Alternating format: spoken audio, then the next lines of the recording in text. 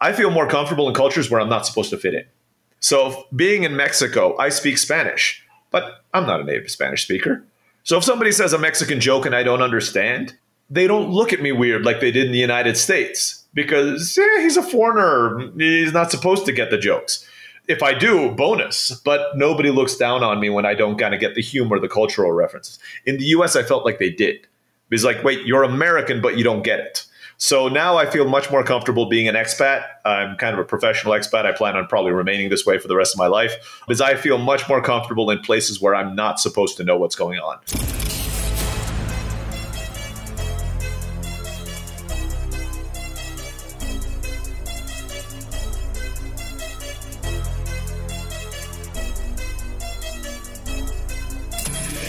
This is the Maverick Show, where you'll meet today's most interesting real estate investors, entrepreneurs, and world travelers, and learn the strategies and tactics they use to succeed. And now, here's your host, Matt Bowles. Hey everybody, it's Matt Bowles. Welcome to the Maverick Show. My guest today is Ray Blakney. He is a location-independent serial entrepreneur, world traveler, and the founder of Lingua, one of the top online language schools. And he's the founder of Podcast Hawk, a SaaS product that helps you get booked on podcasts on autopilot. Born in the Philippines, Ray grew up mostly in Turkey before moving to the United States. He started his first business in Mexico in 2008 with his wife as his business partner and has subsequently bootstrapped multiple 6- and 7-figure businesses, mostly from home in his Superman pajamas. He has been featured in Forbes, Entrepreneur Magazine, and many other publications. He is also the podcast host of Learn Spanish with Lingua, one of the top language learning daily podcasts on iTunes. Ray, welcome to the show. Matt, thanks for having me on. So good to have you here, my man. We should just start off by talking about where we are today and the fact that we have agreed to make this an alcohol-induced interview. I am actually in the Blue Ridge Mountains of Asheville, North Carolina today. I have just opened a bottle of wine. This one is a red blend from Stellenbosch in South Africa. So I'm going to be drinking through that during the episode. But where are you today, Ray, and what are you drinking? So I am in the mountains of Mexico in a city called Querétaro, where my wife is originally from. So my wife's Mexican. I am actually drinking sake, but Mexican sake. It's called Nami, and it's actually really, really good. It holds up to the sake I had when I was in Japan. So I'm enjoying it. I love it, brother. That is amazing. I had no idea that they make sake in Mexico, but let's take that as an opening sign that we should start with chatting about Japan. I know you've spent a bunch of time there. Definitely, it's one of my favorite countries. And let me ask you this, man. I heard a rumor that while you were in Japan, you had a run-in with a deer. You got it. It was not just one deer. It was a herd of deer. So I was in a town called Nara in Japan. It's just outside of Osaka. There's actually a sake tie-in to this as well. So we got there really knowing almost nothing about the town, but we went on, Airbnb and we found some guy was doing a bike tour around the town. Sounds wonderful. So we go on this bike tour. We're the only 2 people there. Nobody else on the tour. So we're kind of biking around town. One of the stops is a sake brewery. So we've had a few things to drink, right? So we kind of go to the main part of Nara, which is this big temple, this huge park that's out there. And the cool part that Nara is known for is it has tame deer. These deer are about the size of a big dog, like a German shepherd. But they are part of the religion there, and they're allowed to walk around town wherever they want. They can walk into a Starbucks, right? Like the automatic door opens, a deer will walk in, and the staff will not chase the deer out because it's religious. You're not supposed to touch them. So we went to this temple where they were doing it. Has this huge wooden Buddha inside, deer all over the place. You can pet them. They're I thought, totally docile. We go there, we take all those photos. I have the picture with the deer. Then we kind of continue on our bike tour, and we kind of go to a more rural part of the park where there are dozens of deer. I'm going to say, hundreds, but that was probably my fear-induced state at the end of this. But, dozens of deer. And our tour guide gives us these little wafers that we're supposed to give the deer. Gives me 4 or 5, right? So I kind of pull them out, and they're on those crinkly wrappers. So you make the noise, all the deer in this whole park, their head shoots up. They start running towards me. I'm like, oh, dear, how cute. So I pass out those, the 5 wafers that I had. So those 5 deer are really happy. But the other 100 that are standing there, maybe 10, I don't remember. Again, fear changes numbers for you. They kind of look at me like, so where's our wafer? And I'm like, I don't have any more. I look over to the kind of tour guide. Do you have any more? It's like, no, that was it. So they actually got upset with me. And I had one of these, like, it was drizzling a little that day. So I had one of those, trash bag raincoats on. They start eating my trash bag raincoat. So I'm running away from all these deer, trying to get on my bike. My wife, instead of helping me, is sitting there laughing as I'm being mauled by a herd of deer in Japan. I'm happy to have escaped with my life. Well, I understand that that is not the only run-in with an animal that you have had on your world travels, Ray. I heard that you had a little bit of a personality issue with the camel in Morocco. What happened with that? Yeah, so ironically, I love animals. I grew up with dogs. I like cats, though I'm allergic to them. In general, I like all animals. They don't like me so much, especially when I travel. This was in Morocco. So my wife and I did a wonderful trip flew into Madrid, went to southern Spain, and then took a boat across Gibraltar and spent, I'm going to say 3 or 4 weeks in Morocco at the end of that. Part of that was this amazing trip we did in the Sahara. It was 3 days, 2 nights that we did in the Sahara Desert. And part of it is you kind of get on a camel and they take you to these different quote unquote Bedouin camps that are there. So just to set the scene, we're driving down this highway in southern Morocco, and it's surreal, right? Because you look to the left and the right, and it's essentially just, there's nothing there. It doesn't look like the Sahara Desert yet because it's not sand, but it's just like mud flats. Everything is like totally flat with like nothing to tell you, like not even like a cactus to tell you that there's anything different there. In a random part of the road, our driver just swerves off the road, goes to the left. And we've been with the guy for a few days now, so I kind of trusted him, but it was still kind of like, wait a minute, if somebody's going to kidnap us, this is the spot, right? Because I have no idea where we're at. So, he just turned off on a random part of the road. So we're driving there for like 10 minutes. Suddenly in the distance, kind of like a mirage, we see this random like adobe house. I'm not going to say hut, because it was actually huge, kind of coming out of this like mud flat. And as we pull up, we see there's, dozens of camels out front and a few other tour vans, so to speak. The way it works in Morocco is you take private vans all over the place, but you kind of tend to see the same people along the stop. So, we were in this private SUV and it kind of pulled up there and we saw about 6 or 7 other private SUVs.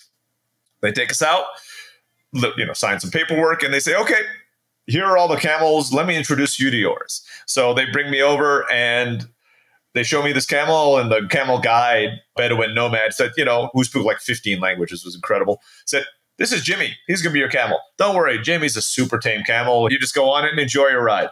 My wife gets on her camel. I don't even remember that camel's name because, nothing interesting happened over there.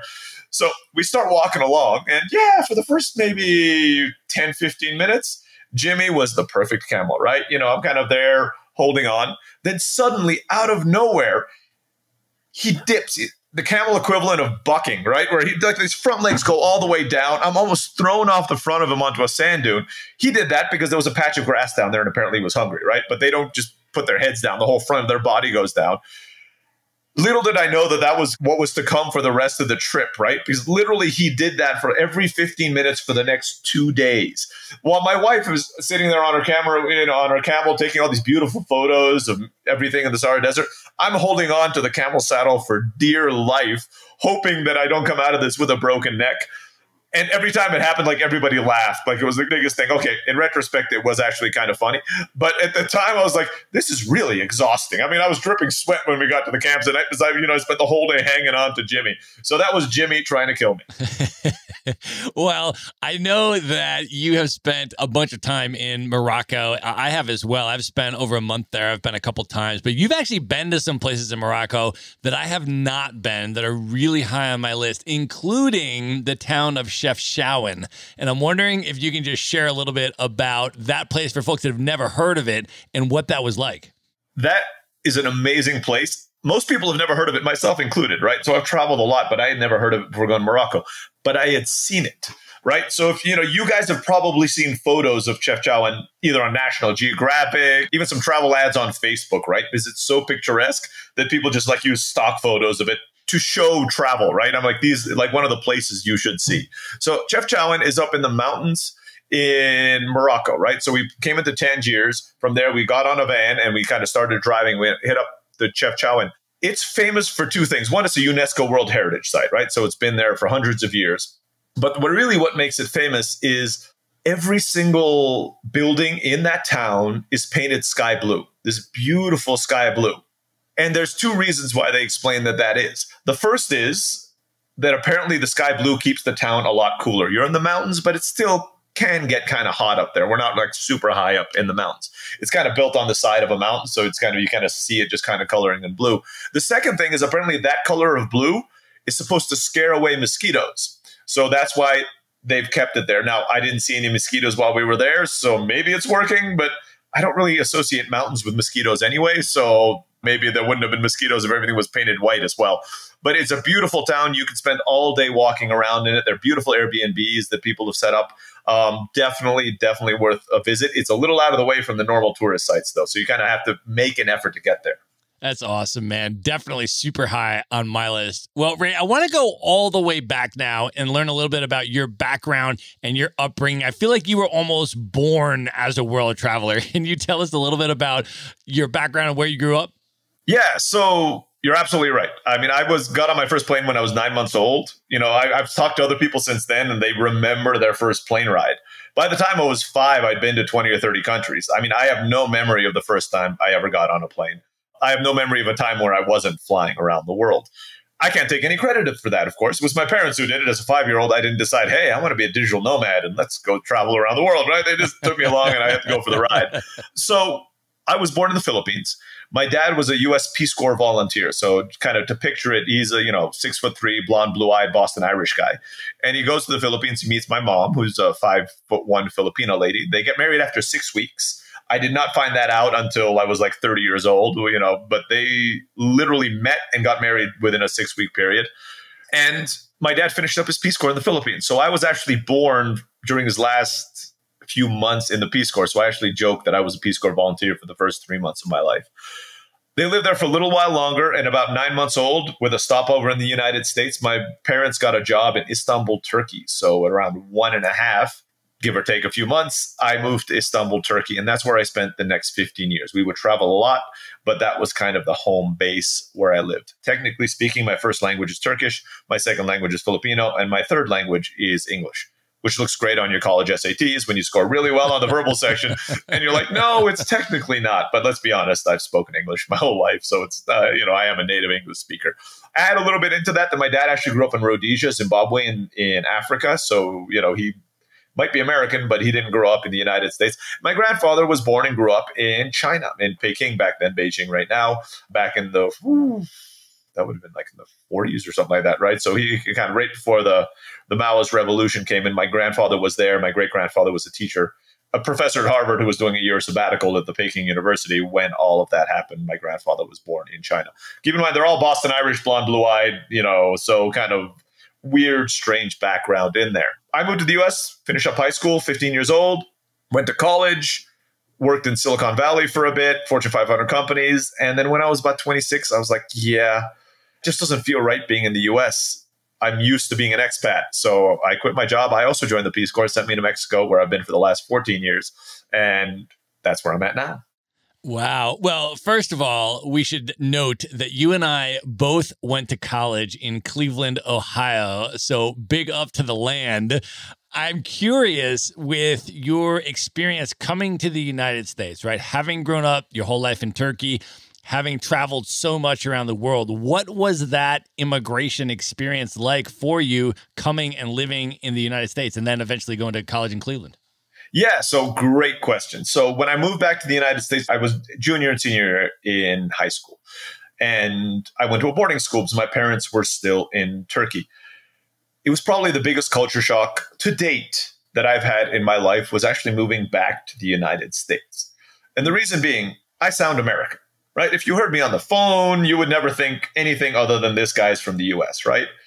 But culturally, I'm actually not very good at being American, right? Because I'm 40 years old and I've lived 27 of those years outside of the United States. So I have a lot more, I've lived more in Mexico and Turkey than I've ever lived in the United States. So when I moved back when I was 15, having grown up in Turkey, I went to the American school. So, English wasn't an issue. The education wasn't an issue. But again, dating myself, this was pre-internet, pre-Netflix, pre all that kind of stuff. So I didn't really know US culture, right? I had never been, to date, I've never been to an American football game. I'd only been to one baseball game in my life, and that was when I was like 10. And I didn't get the cultural references, right? People would make jokes from Friends, right? Just talking about it. This was in the 90s. And I wouldn't even know what Friends was. I'm like, so they would make like cute things. So I really felt like an outsider when I went to a US high school. Not that they were, picking on me or anything like that. It was just that I did not fit into this culture at all. I'm more comfortable, I'm finding, now as an adult and looking back, I feel more comfortable in cultures where I'm not supposed to fit in. So being in Mexico, I speak Spanish, but I'm not a native Spanish speaker. So if somebody says a Mexican joke and I don't understand, they don't look at me weird like they did in the United States because he's a foreigner. He's not supposed to get the jokes. If I do, bonus. But nobody looks down on me when I don't kind of get the humor, the cultural references. In the US, I felt like they did. It's like, wait, you're American, but you don't get it. So now I feel much more comfortable being an expat. I'm kind of a professional expat. I plan on probably remaining this way for the rest of my life because I feel much more comfortable in places where I'm not supposed to know what's going on as opposed to the United States. Now, by the time you got to the U.S., you had done more international world travel than most people do in an entire lifetime. What impact do you think all of that travel had on you up to that point in your life? Yeah, so another great question. So I've been to about 50 countries in my life. I never counted like which one was before I went to the US and which ones were after I went to the US. But I've been to about 50 different countries in my life. And one of the things that's always struck me, because wherever I would go, I'm introverted, but I'm very outgoing. So I have no trouble going out and meeting people. And I would make friends. And it struck me how similar all of these people were, right? If we spent 3 months in a country and I made friends with the neighbors' kids, I'd go and play with them. Even if we didn't even speak each other's language, we'd go out and play and it was fine. So what I realized through all of that is like, we're not that different. I mean, a kid who's in Africa is not that different from a kid who's in the US, and a kid who's in Chile and a kid who's in Thailand. We all kind of same general things. That extends to when we're adults. If you get away from politics, if you get away from like the rhetoric on the high level, if you talk to a person on the street in Afghanistan, another one in India, another one in Germany, they want a house, they want food, they want safety for them and their families. Growing up that way made me realize that, we are so much more similar than we are different. Despite what a lot of other people think, or a lot of people kind of tell us to think, most human beings are almost exactly the same desires. So a lot of these conflicts and discrimination, like, racism to me is utterly incomprehensible. Just because when you meet people from all around the world and see how similar they are, I'm like, you nitpick at a certain thing and distinguish people. I don't know, you're blonde-eyed, black hair or whatever. I mean, it's just totally arbitrary. The world is a small place. We're all the same. It's a little cheesy, but like, why can't we all get along? We're really not that different from each other is what I learned growing up in that way. And then when you got to the U.S. and then you went to college and then you went into sort of the corporate career track, can you talk about that experience and what it was that made you decide to take a different path and go into the Peace Corps? Yeah, so I love my parents. They're very well-meaning. I come from a family of academics, right? So going to college, I remember this event in high school, right, where they brought everybody in to talk about drugs, right? So they had people who had recovered from drugs to come and give us a talk. And at one point in that, they split us all into these smaller groups of about 20 people. And keep in mind, this was a New England prep school, right? I mean, I was going to school with kids of senators and all the rest of it. And the guy who takes our group of 20 says, how many of you guys are thinking of going to college? And I remember all of us looking around the room confused, thinking like, well, everybody raised their hand. It's like, of course, what else do you do after high school, right? You go to college. It wasn't until many years later that I realized how strange that was, right? Because that's the environment I was brought up in. I bet you that guy gives the same speech in other schools where only 1 out of 10 people raise their hand. But in this particular environment, going to college for us was just the logical continuation of going to high school. You're not done with school until you go to college. The reason I bring that up is that's not the end for a lot of us who are in that. Because what do you do after college is you go and get a good job and you work at that company for the next 30 years. That's the logical continuation to go into college. That was the path I was on, right? Nothing wrong with it. So I graduated from college. I was a computer engineer. Technically, I guess I still am. But I learned coding. So I went and worked in Silicon Valley for a little bit. Then I worked for some Fortune 500 companies writing code. Why? Because that's what you're supposed to do after college, right? You get a secure, well-paid job. It wasn't until about 5 or 6 years into it that I realized something was missing, though, right? I mean, I had a good job. I had a nice car. I had a condo. What do you get now? I get a raise next year. I buy a nicer car, nicer condo, and bigger plasma screen TV for my wall, or living the quote unquote American dream. But I kind of felt that something was missing. So there were a few events that happened in the course of a few days that kind of got me on the path that I am right now. The first one was, and we talked about this before, I was at a Halloween party in the Blind Pig on East 9th in Cleveland, Ohio, drunk, standing on the stage. I was not performing, just nobody was on the stage and the floor was full, so a bunch of us were standing on the stage, right? And I remember looking out over the crowd in kind of a drunken haze and having this weird thought where kind of a lot of my friends, I was 25. Some of my friends were 5, 10 years older than me. And I was kind of seeing them out there in the crowd. And I remember thinking, I know that they've been in this bar for the last 5, 10 years doing exactly the same thing with the same people. And while there's nothing wrong with that, I was just sitting there, I'm like, do I really want to do that for the next 10 years? And I was like, no, I don't. So I went into work the next day and hungover, but at 25, you can go into work hungover and still function. At 40, trust me, for you young ones out there, that does not happen anymore. If I go to work drunk, I'm out for like 3 days right now.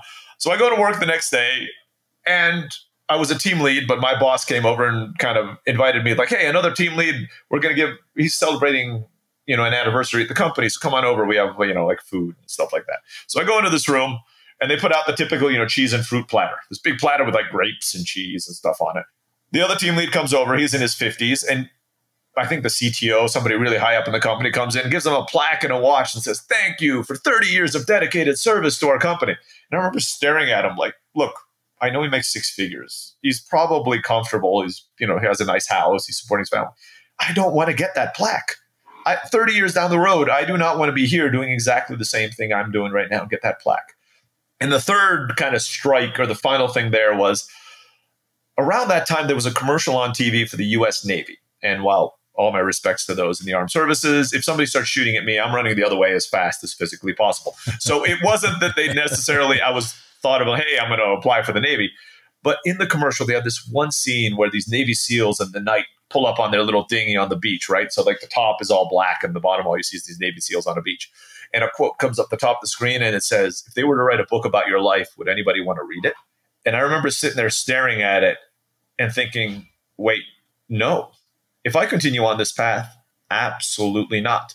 I might live a decent life. I might live the American dream, but it's not the life anybody would want to read about. It's not the life I want to live. Literally the next day, I went online and applied for the Peace Corps. Within 3 months, I had touched down in Mexico. I'd quit my job, sold all my stuff, and arrived in Mexico. Amazing. Well, I want to talk to you about that initial Mexico experience because I know that your Peace Corps experience was in Chiapas, and I have also been to Chiapas. I actually went down a few years before you went there, but I just went down for a short period of time. It was on a solidarity delegation. It was actually through an organization called Schools for Chiapas, and we stayed in the autonomous Zapatista communities in the Aguascalientes, and we were there basically to just do manual labor and help them to build schools so that they could teach their Zapatista curriculum and education in their own communities. So it was an absolutely extraordinary experience and incredible to spend time in those communities. But I was just there for a very short period of time. You were in Chiapas for quite some time, and I would love to hear about how that experience was for you. Yeah, so let me start by saying I was totally ignorant of Mexico, even though we live in the U.S. and we're the country just in the north, before moving to Mexico. My one exception was I was a frat boy in college, and I went to Cancun spring break, and I can tell you I probably did not see a single Mexican in the entire time I was there. Everybody spoke English. Everything was in dollars. That's not going to Mexico. So when I first touched down in Mexico City, there was quite a few shocks, right? So the first thing that happened is we fly into Mexico City, and then they brought us to a city called Querétaro. So the Peace Corps headquarters are in the city I actually live in right now.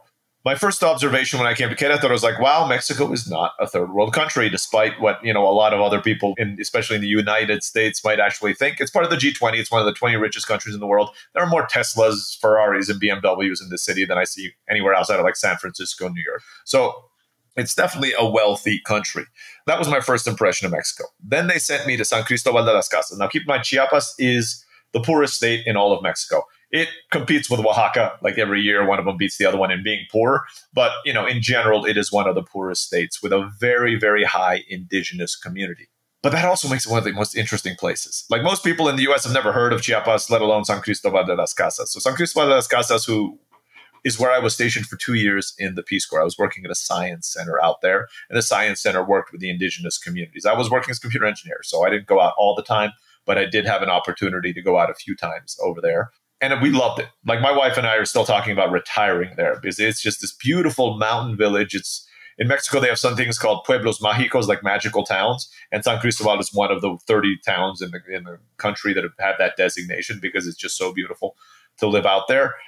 And it's almost not Mexico. Like a third of the people there don't even speak Spanish, right? They speak whatever their indigenous language is. And my level of Spanish now is probably higher than their level of Spanish is there, even though they're technically, quote unquote, Mexican. So that was the privilege of being stationed for 2 years. Made some amazing friends. Got out to the La Candona, went out to Palenque, all the rest of it. Proposed to my wife, but she followed me out there. She was my girlfriend at the time. Followed me out there. I proposed in Tikal, but technically, according for the indigenous people, that's all still one country. So I was technically still in Mexico for that. And that was what I spent my time doing for 2 years out there. Loved it. Probably 2 of the best years of my life. Can you talk a little bit more about meeting your wife and how the two of you ended up founding a business together in Mexico? Yeah, so my wife was my Spanish teacher in the Peace Corps. So the Peace Corps hires a bunch of people to teach you the language and the culture, and she was one of the people that they hired. We actually started dating while I was, training in Peace Corps, even though it's technically against the rules for teachers to date their students. Keep in mind, I think a third of the teachers ended up marrying Peace Corps volunteers. So I was the first, but not the only one who's done it since then.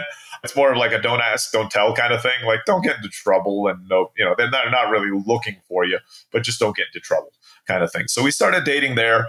I got stationed in Chiapas, so she followed me down. She's a Spanish teacher by training, so there are a lot of Spanish schools. This is a very popular place to go to learn Spanish. So she had no trouble finding a job, right? She ended up working at 3 of the local schools and, had more demand than she knew what to do with. And that's where we spent 2 years, right? So we would travel out every weekend, see what was out there. At the end of the time, I proposed to her, as I mentioned, in Tikal while we were on a trip over there. And we started talking about what do we want to do next? So the easy option for us was, I'm a computer engineer. She's a bilingual teacher. We go back to the US. We both probably get close to 6-figure jobs and we're fine, right? But that put me back on the path I was before, right? Where I was comfortable, but nobody would want to read about it. She's actually the one who brought up the idea of, look, I've always dreamed of running my own school. She's one of those people that played being a teacher when she was 5 with her dolls, right? She knew she wanted to be a teacher since she was a kid. I was that kid in high school who everybody thought they would start his own business, but I always thought they were crazy, right? Because what are you talking about? I like computers. I'm going to do that. So it didn't even occur to me. But we met.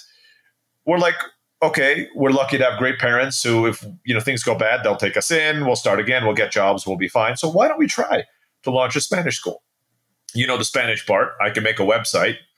I thought that was enough. I mean, we know nothing about business, but we'll figure that part out.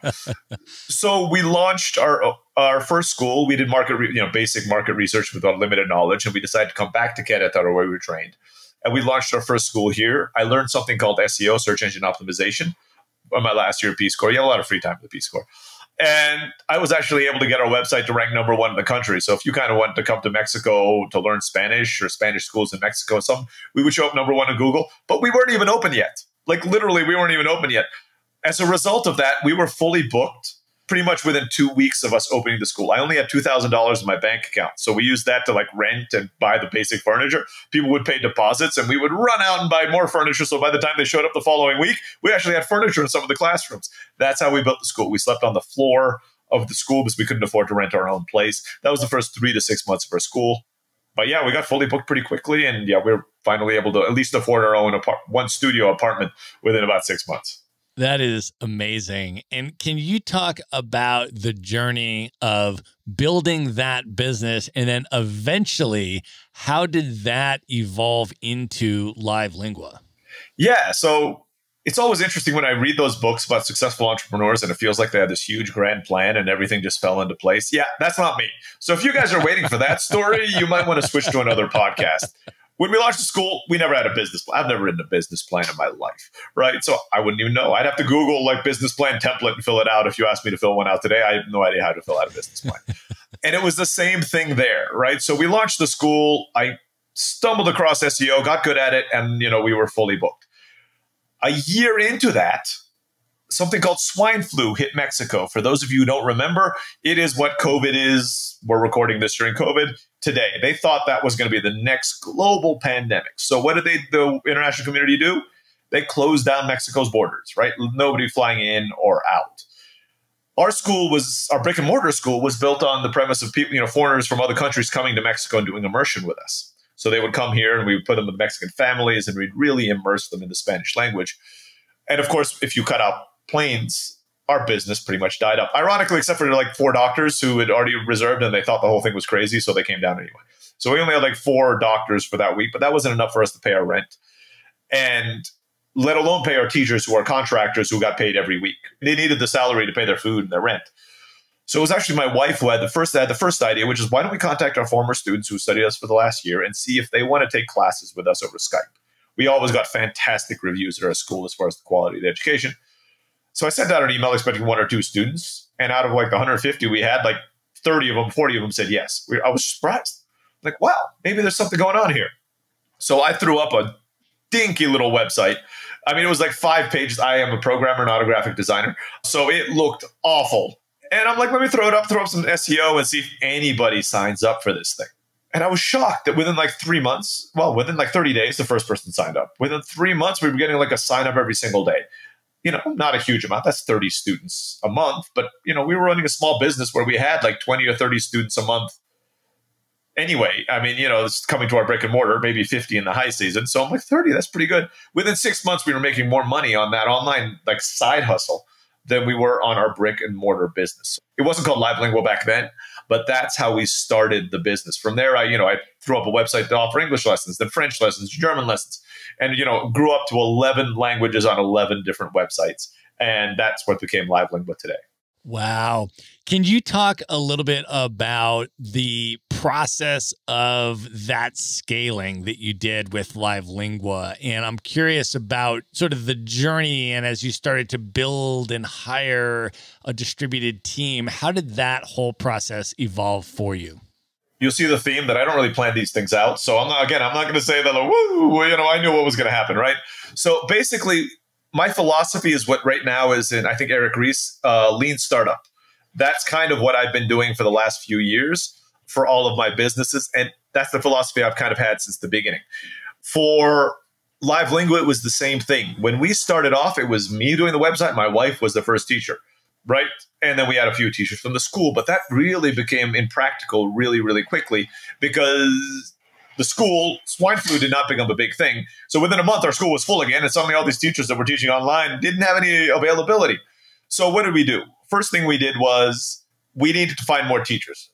First step was we used my wife's network. She taught at Spanish schools all around Mexico. She contacted her friends. We got like 3 or 4 teachers that way. I'm like, but that wasn't scalable.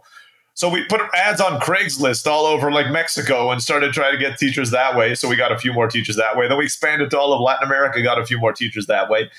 We had no CRM system back then, so we were using Skype. We would use Google Docs, Excel spreadsheet, where you would have to go in there and report your logs, your classes on an Excel spreadsheet.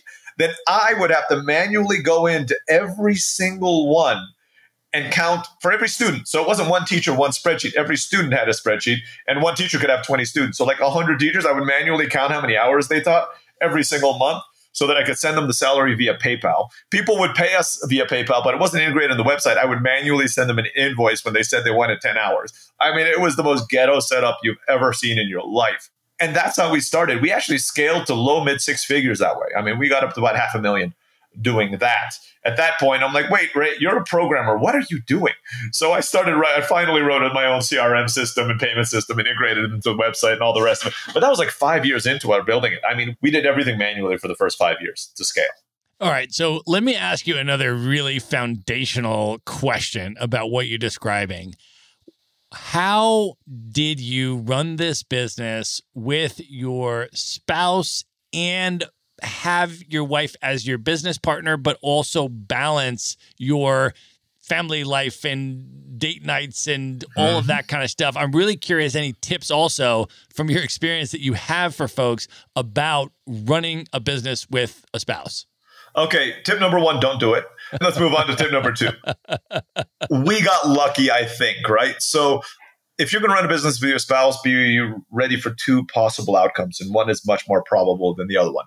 First one is divorce, and I think that's 80% of the cases. Otherwise, you come up with a super strong relationship at the other end, which is 20% of the cases. If I was a betting person, you do not want to be betting on the 20%. We got lucky that I think that's where we ended up. But in hindsight, that was not part of the plan.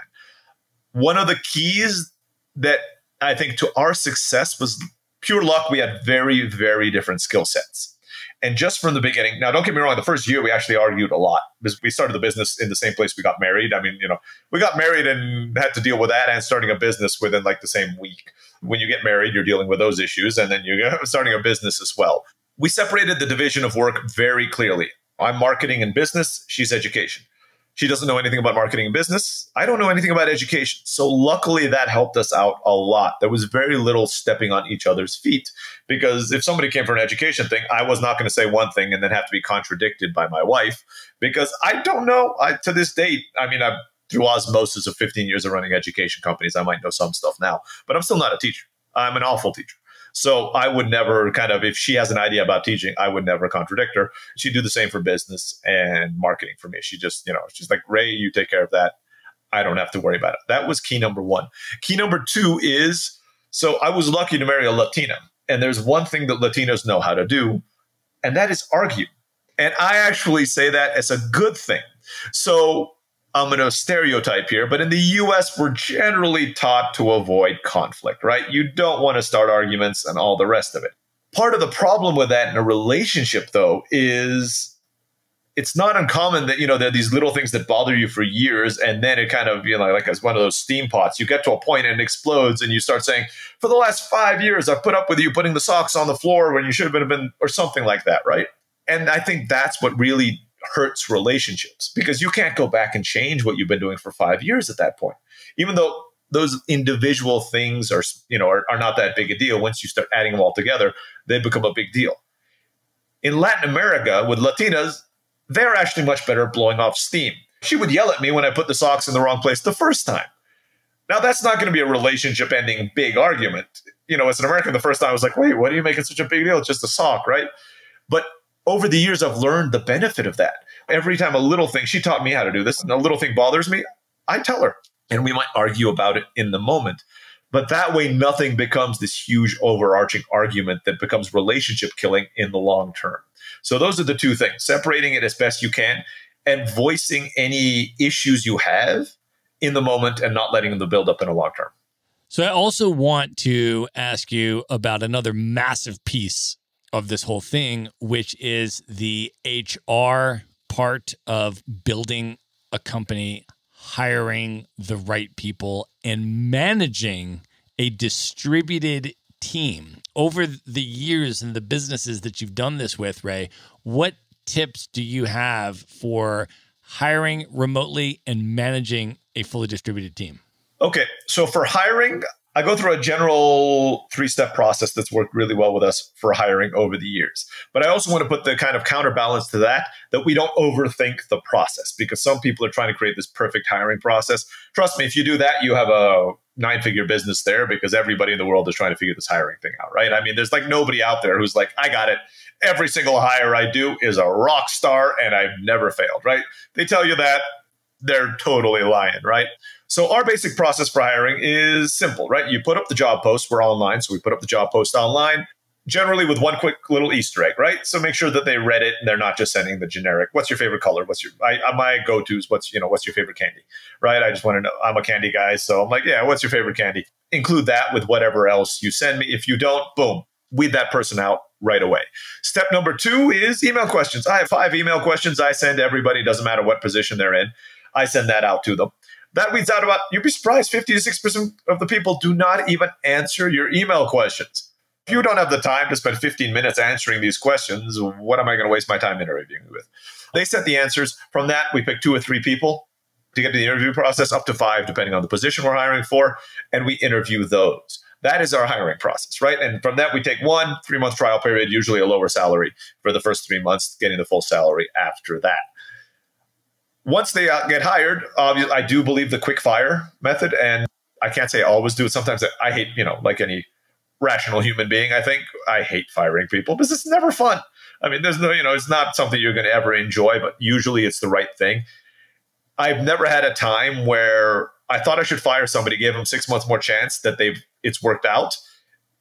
It's always been like, I should have fired them 6 months ago.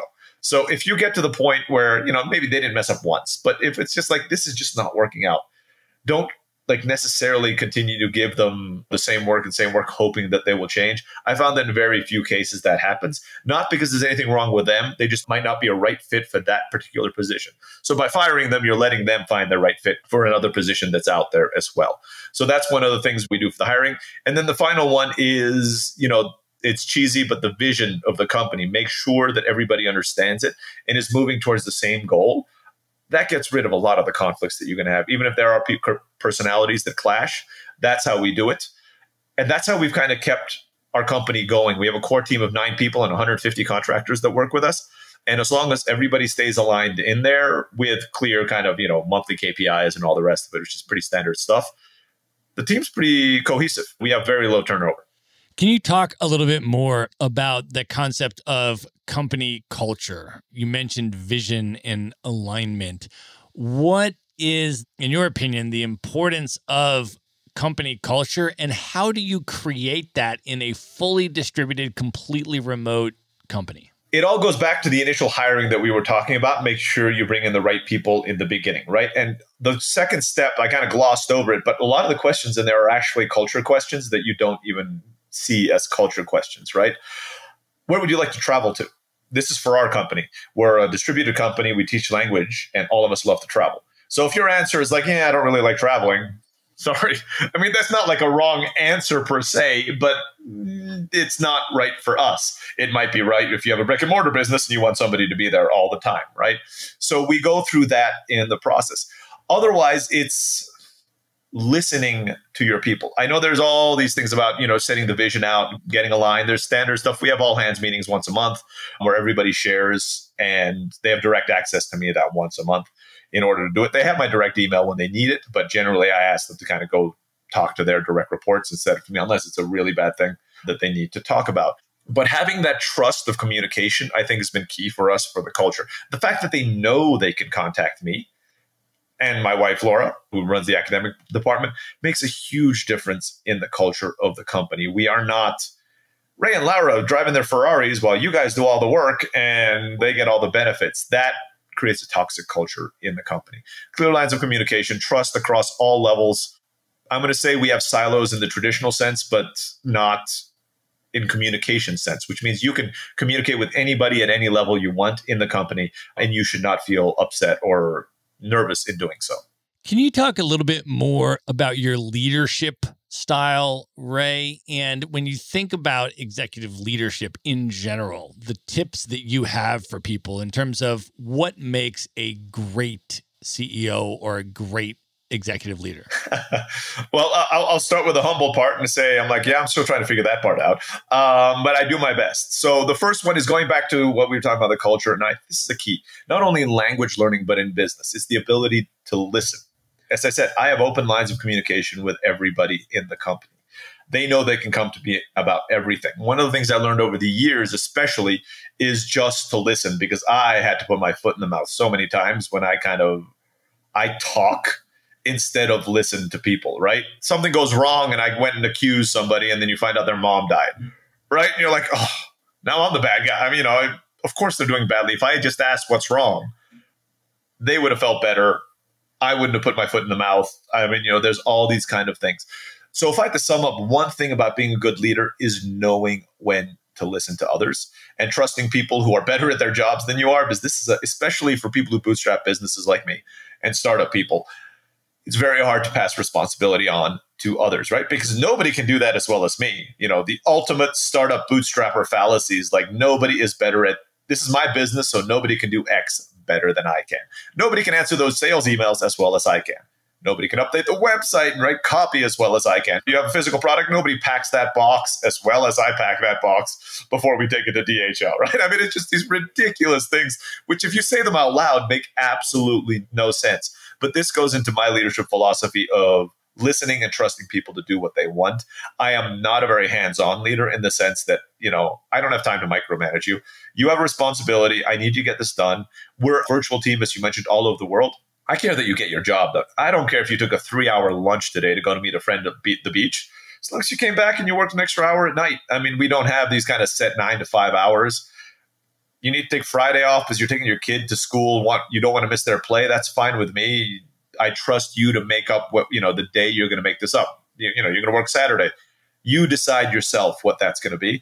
And that has worked for us. But again, back to the hiring. We hire people who that works for. Some people need you to be hands-on, and it wouldn't, you know, my management style would not work for those people. I want to go a little bit deeper with you on a couple tactical questions. You'd mentioned that at the very beginning of your business, it was SEO that really helped to catapult you. And any business owners who have been in business for any period of time know that SEO has changed over the years as Google has done all sorts of algorithm adjustments and different configurations and things of that nature. And it's kind of a moving target in many ways, although I'm sure some of the principles stay constant. But I'm wondering if you can share with us, Ray, today, what are the highest leveraged SEO techniques that are working now that business owners should really focus on and pay attention to? So number one that I'd recommend for SEO is the smallest and easiest one is make sure your on-page SEO is on, you know, right on, because that's kind of something we have 100% control over. The rest of SEO, as you said, is kind of like, you know, black magic where Google doesn't really tell us what the rules are and we just kind of have to figure them out by ourselves. But on-page is pretty standard. Make sure the links, internal linking to your page is going to the right place. Everything links that's there. You can find checklists online for on-page, and literally, even if you're not a programmer, you can get somebody on Upwork to do that for like $100, $200 as long as your website's not too big, right? So that's the first thing that I would do that still works today. You get your website, you know, working well, that'll work for you. The second thing that you need to do for SEO is have great content, because SEO is, there's debate, but you still need backlinks for SEO to work, which means other websites have to link to you. Back in the day, that was a lot easier when I started off. I've lost websites to SEO before, right? But back in the day, you could just like spam forums and you had software that did all that and get links to go back to your money, quote unquote, money pages, your sales pages, and that would work. These days, Google's gotten a lot more sophisticated and that does not work anymore. But you can still build links, but you need to make sure that the page that they're linking to adds a lot more value. Nobody's going to link to that. You're an e-commerce site. Let's say nobody's going to link to your page where you're trying to sell your widget, right? There's almost no rational reason that somebody would link to that. But if you had another page where you were explaining all the health benefits of X widget, that is something that people would link to. So that is what you have to do. Make sure you create some great content on your website. Great content can be everything, whatever you're comfortable with. Videos are great content. Podcasts are great content. Articles are great content. Infographics are, but even they're getting a little kind of overused these days. So there's a lot of noise you'd have to go through there. My favorite content trick is go and find something that the government has made in your industry, right? Some report. If it was made by the government, I'm going to speak to the US audience and probably applies to other countries as well. If it's made by the US government, it is public domain, which means there is no copyright on that thing. So all you have to do is go and take that report or whatever it was, data, statistic that the government came up with, and I guarantee the government's version looks like crap, and make it pretty. Make it something that somebody wants to read and put it up there. The way I did it was, through my time at the Peace Corps, I found out that the government's created all these cool language teaching programs over the years through the Foreign Service Institute for the U.S. State Department and the Peace Corps. That's all public domain because taxpayer dollars paid for it. So I filed a Freedom of Information Act with the government, had them send me all their free courses, scanned them, threw them up online, and now I get links, what they call evergreen links, back to my website all the time, because we have the only Kiswahili course in the world. We have like some languages, I don't even know where they speak it, like a small group of people, like 5,000 people in the northern part of Afghanistan speak a language, and the US government made a course for it. So we have that on our website right now. So that is my favorite personal trick, is find some stuff the government made and put it on your website prettier so people can get access to it. You get links without doing anything. That's amazing. So, Ray, at this point, you have built multiple 6-figure and 7-figure businesses. And when you reflect back on the process, maybe just advice to folks that are sort of starting out in their first business, what are the biggest leverage points for bootstrapping a business? And the other thing I like about you is that you bootstrap your businesses. So without raising investment capital and that kind of stuff, for people that are trying to bootstrap a business, what are the biggest leverage points to getting that business into the 6-figure and 7-figure realm? Perfect. So I actually have a process that I've done with all my businesses, but only in the last 12 months, being on a few podcasts, have I actually said it out loud, because it wasn't something I consciously did. I have a few steps that I go through on every single business I launch, which will lead into leverage points later. But without doing these steps, the leverage points are kind of irrelevant. Let me take a step back for a second. There are two types of entrepreneurs in the world, according to me, right? So take it with a grain of salt. There are the visionary entrepreneurs, right? Those people who change the world and invent things we didn't even know we needed and make it for us, right? iPhones, right? Nobody was like, I need an iPhone, so somebody built it. It was, here's an iPhone, suddenly all of us need it, right? So, Steve Jobs does that. Space travel, right? Right now, all these billionaires are going to space. It's kind of the same thing. There's not like a million people out there that's like, woo, I want to go to space. There's a number of us like, that'd be kind of cool. But it's not like there's this huge market that's already there that people are looking for. They're building something that's there. I'm not that kind of entrepreneur. Right? Those are the ones that write the books and everybody reads about. And I think that's why people get stuck in that mindset. The second kind of entrepreneur, and this is where I put myself into, is a lot less sexy and a lot less interesting. It's entrepreneurs who see a need that's either not being met or not being met well. And then they build something, create something that meets that need or solves that problem. That's the kind of entrepreneur I am. So whenever I'm starting a business, the first thing I do is I see if there's anybody out there looking for it, right? Because I know there's a need. Is there already a market in place? I don't know how to create a market, but is there a market in place? How do you do that? It's simple. You go to Google AdWords, you type in, whatever it is your product is, pink flamingos, lawn flamingos, or something like that.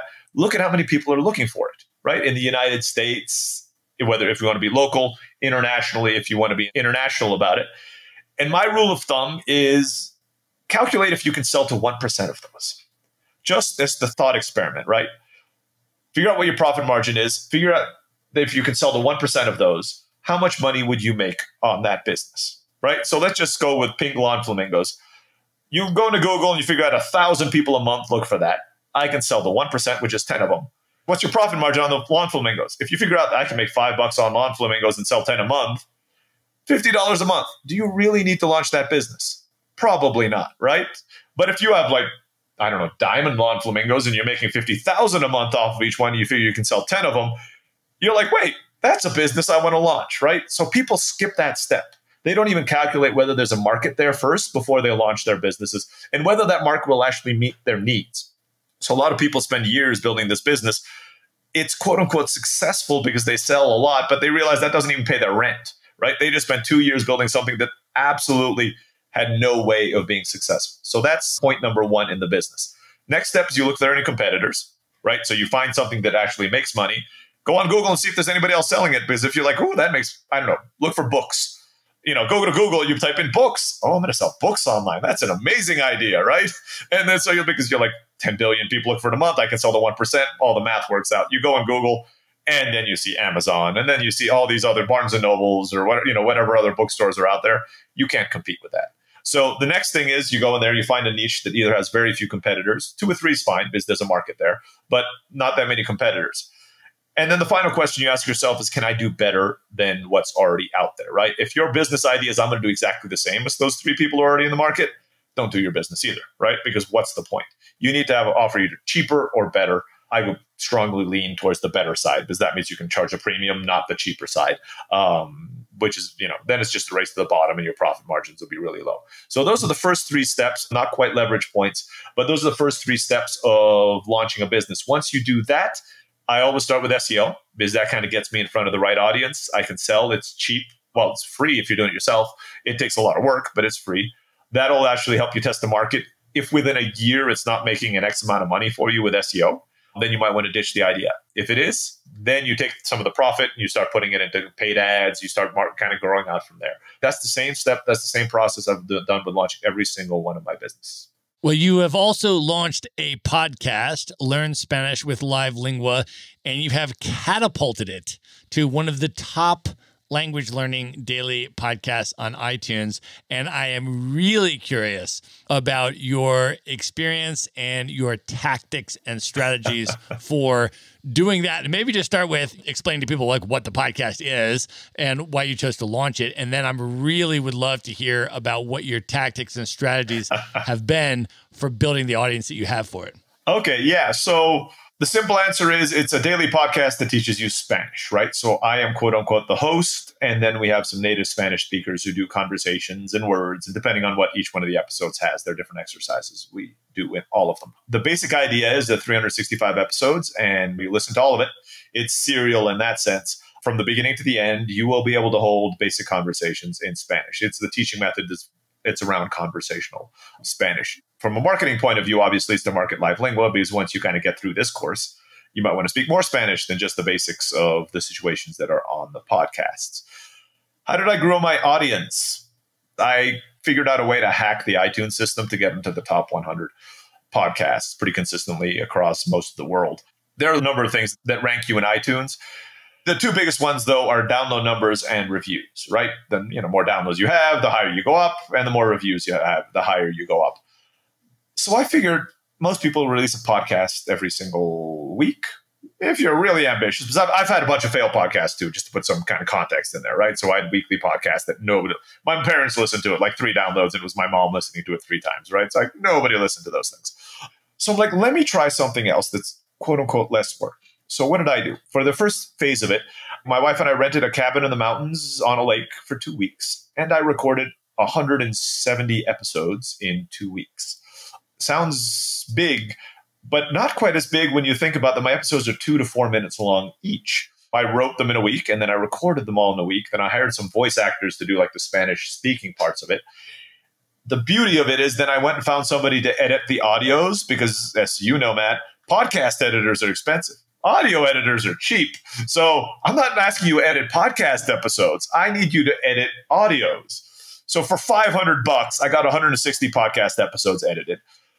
And then I launched one every single day. So in 2 weeks, I made the entire podcast. And I'm like, let me just start launching it every single day.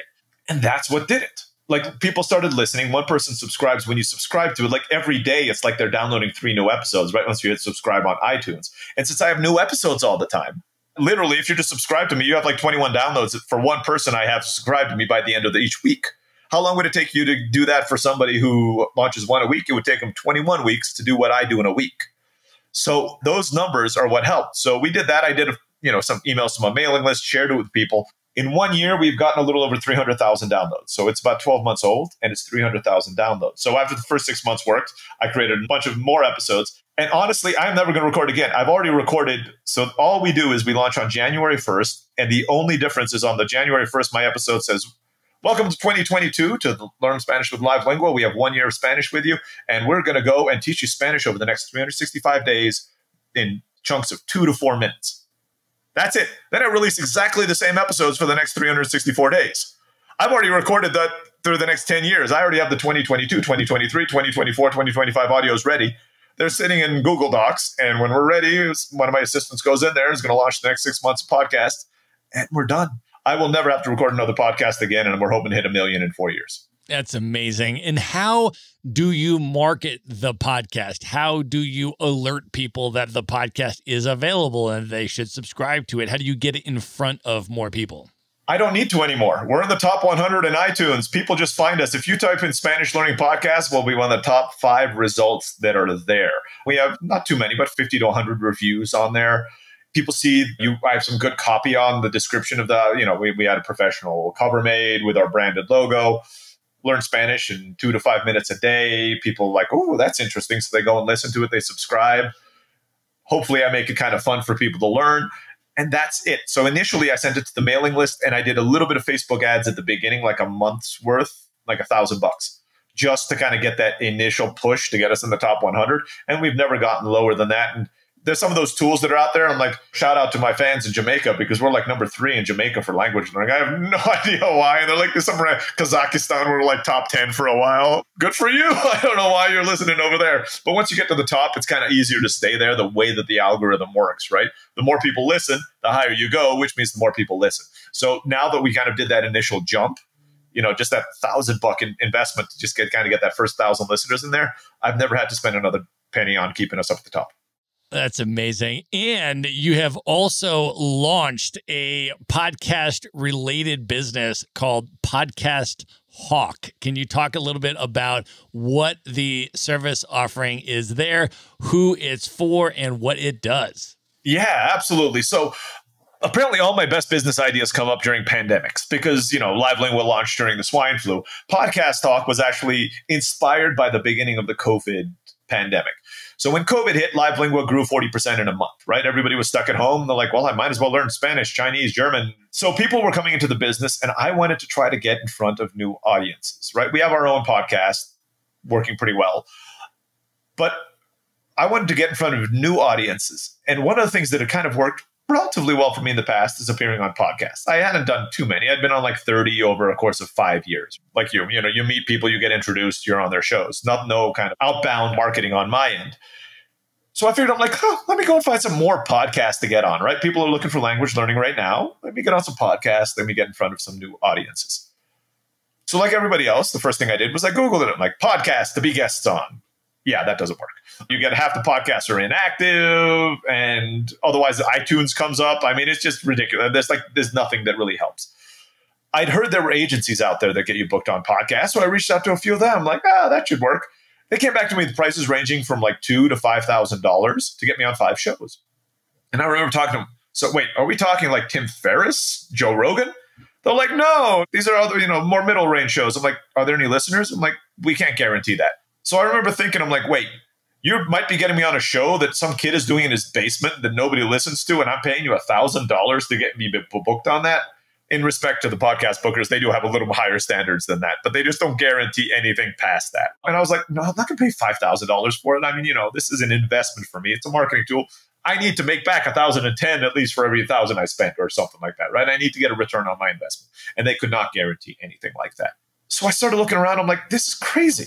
There are all these amazing podcasts out there. I know as a podcast host who looked for guests for a while, it was sometimes hard for me to find guests, right? I mean, once you go through your own network and all the rest of it, if you're not at the top tier podcast but have 1,000 people applying every single day to be on your show, it's really hard to get on them.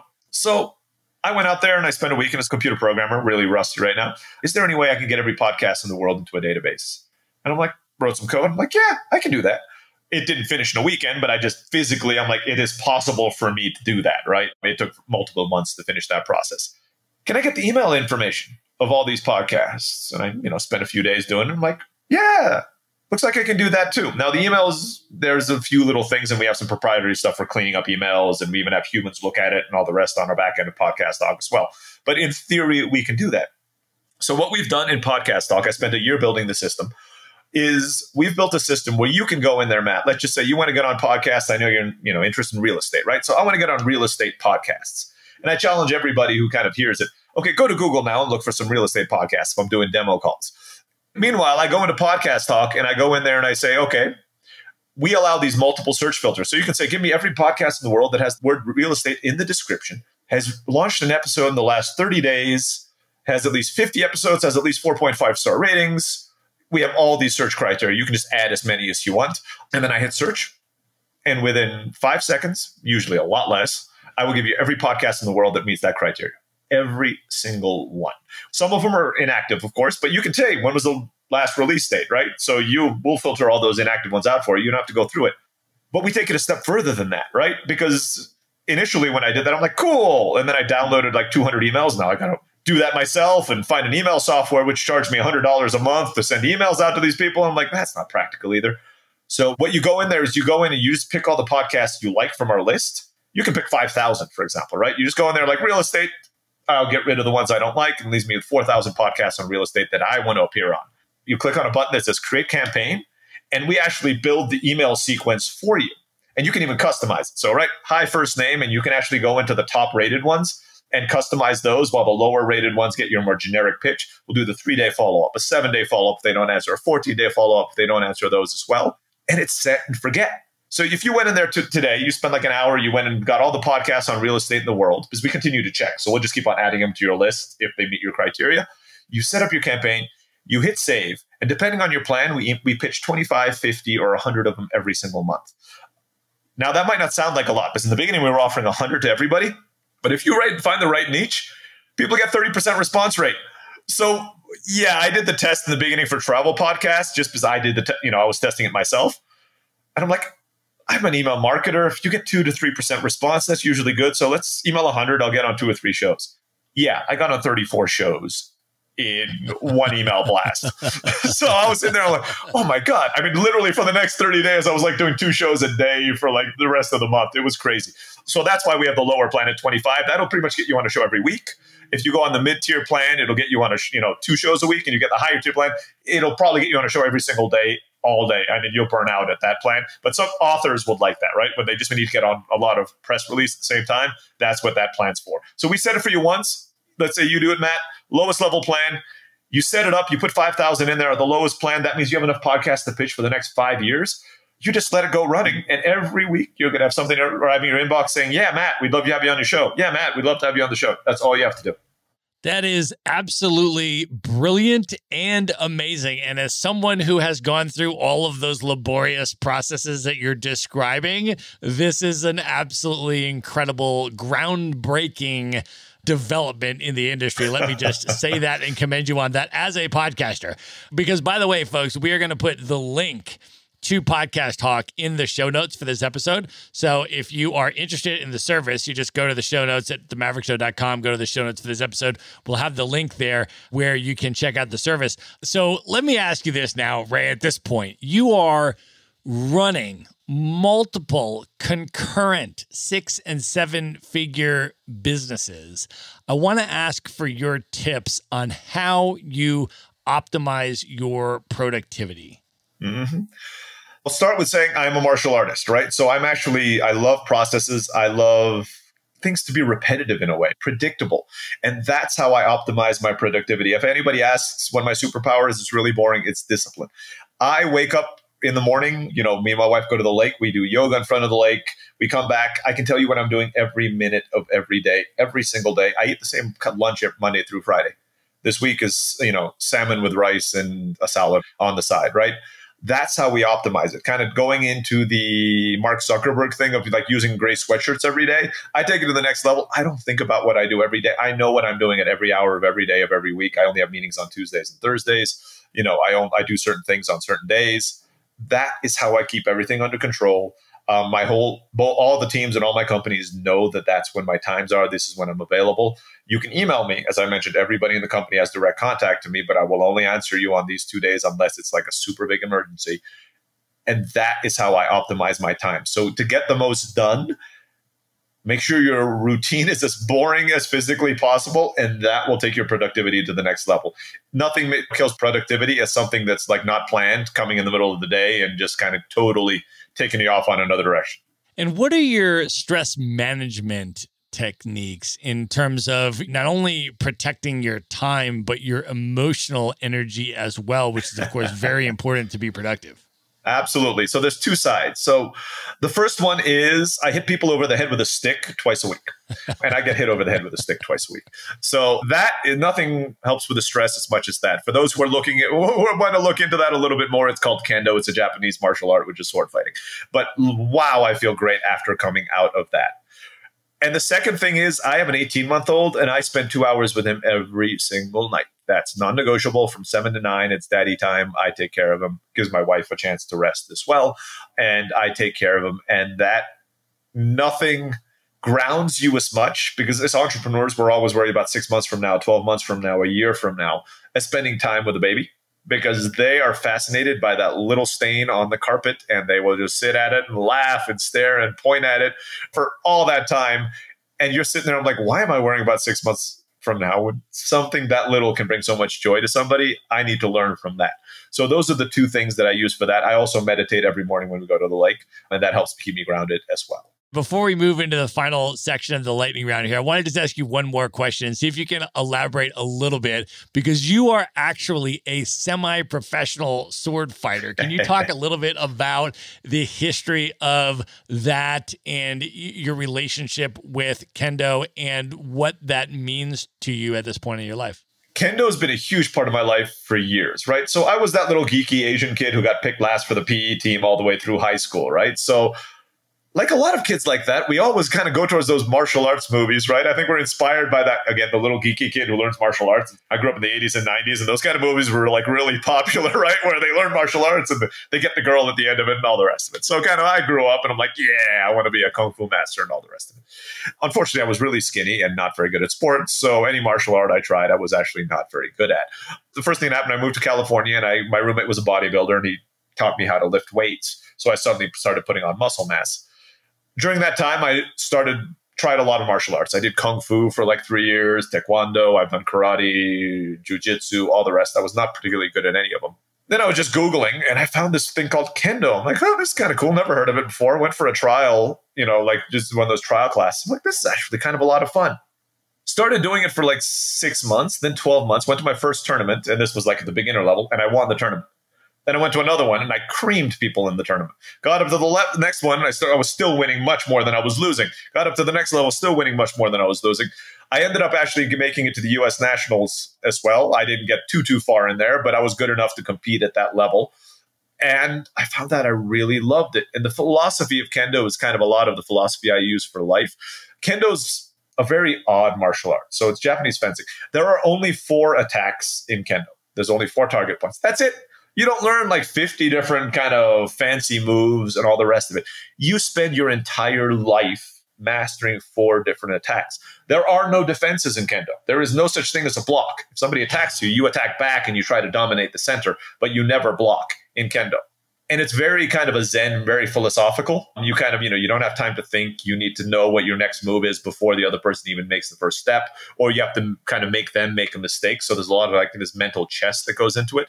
And I loved it. I fell in love with it. I practice it in my free time. I would love to go to Japan to practice over there if I could figure out a way to make that happen on a regular basis. And I use that philosophy in business as well. There's a lot of respect. It's not about killing and crushing your opponent and doing that. You have to bow and say thank you to your opponent when you start, and bow and say thank you when you end, even if you lost. And I love that kind of philosophy about it. Well, that is also, I think, an amazing place to bring the first part of this interview to a close. And Ray, at this point, are you ready to move in to the lightning round? I wish that would, I wish we did this when I was more sober at the beginning, but I will do my best. Let's do it. The lightning round. All right. What is one book that has significantly influenced you over the years you'd most recommend people check out? The Millionaire Next Door. Awesome. Who is one person currently alive today that you've never met that you would most love to have dinner with? Richard Branson. Knowing everything that you know now, if you could go back in time, what is one piece of advice you would give to your 18-year-old self? Focus on one thing and don't get distracted by too many things at the same time. What are your top 3 favorite travel destinations you'd most recommend people check out? Number 1, Japan. Number 2, Italy. Number 3, Mexico. Awesome picks. Last question, Ray. What are your top 3 bucket list destinations? These are places you've never been, highest on your list you'd most love to see. Ooh, top 3 will be a little harder, but number 1 is easy. Tibet. Love to go and check out Tibet at some point. Number 2, I'm going to go with Kenya, but the whole point is I'd love to do an African safari. So kind of any one of those countries in that part would probably be pretty high on my list as well. Number 3, I'd actually like to check out Indonesian Bali because I've never been there and I'm kind of pretty involved in the digital nomad community and everybody else has and they think it's amazing. So I think I need to check out Bali. So that would be number 3. That's awesome, man. I did a safari in Kenya in Masai Mara in 2018, and it was truly spectacular. So when you're ready to plan that East Africa trip, just hit me up, my man. Will do, Matt. Awesome, brother. Listen, Ray, at this point, first of all, I want to let folks know that you have very generously offered the Maverick Show listeners some special discounts and deals on your services. And folks can just go to the show notes from this episode and get a special coupon code to get, number one, 10% off any one-on-one online language lessons at Live Lingua. And number two, a free month of Podcast Hawk, so they can come in and try your service for a first free month. So I want to, first of all, thank you and appreciate you for offering those to the Maverick Show listeners. And we are going to link up those coupon codes in the show notes. So just go to themaverickshow.com and just go to the show notes for this episode. There you'll see the special Maverick discount codes where you can check out those things at those discounted prices. And Ray, beyond that, how can people find you, follow you on social media, connect with you, and how would you like the Maverick Show listeners to come into your universe? Yeah, so social media, I date myself because Facebook's pretty much the only place I'm active. I like to tell people I don't look good in a bikini, so Instagram is probably not the best place for me. If you want to contact me directly, I have a personal small website called rayblakeney.com, RAYBLAKNEY.com. You can go there. It's a one-page website. It kind of shows the conferences I'm speaking at, the podcast that I've been on or going to be on, and has a little contact us at the bottom. That does come directly to me, not to an assistant, not to anybody else. So you go in there, fill out that contact us form. You can get in touch with me. Otherwise, add me on Facebook, say hi, or LinkedIn, and say hi as well. Look for Ray Blakney. Both of them, a picture of somebody sword fighting is kind of like the banner at the top, and then a picture of me. Awesome. We are going to link all of that up in one place at the show notes. Just go to themaverickshow.com, go to the show notes for this episode. We'll have all of Ray's handles, URLs, and ways to contact and connect with him. Ray, you are amazing. You inspire me, and thank you so much for coming on the show, brother. I appreciate you. Matt, thanks for having me on. It's been a blast. All right. Good night, everybody. Be sure to visit the show notes page at themaverickshow.com for direct links to all the books, people, and resources mentioned in this episode. You'll find all that and much more at themaverickshow.com. Learn how Maverick Investor Group can help you buy cash flowing rental properties in the best U.S. real estate markets, regardless of where you live. Schedule a free phone consult today at themaverickshow.com/consult. Now you can buy rental properties with tenants and local property management in place, so you don't have to be a landlord or a rehabber. To get your questions answered and discuss how Maverick Investor Group can help you meet your real estate investing goals, schedule your free phone consult today at themaverickshow.com/consult. If you like podcasts, you will love audiobooks, and you can get your first one for free at themaverickshow.com/audiobook. Whether you want the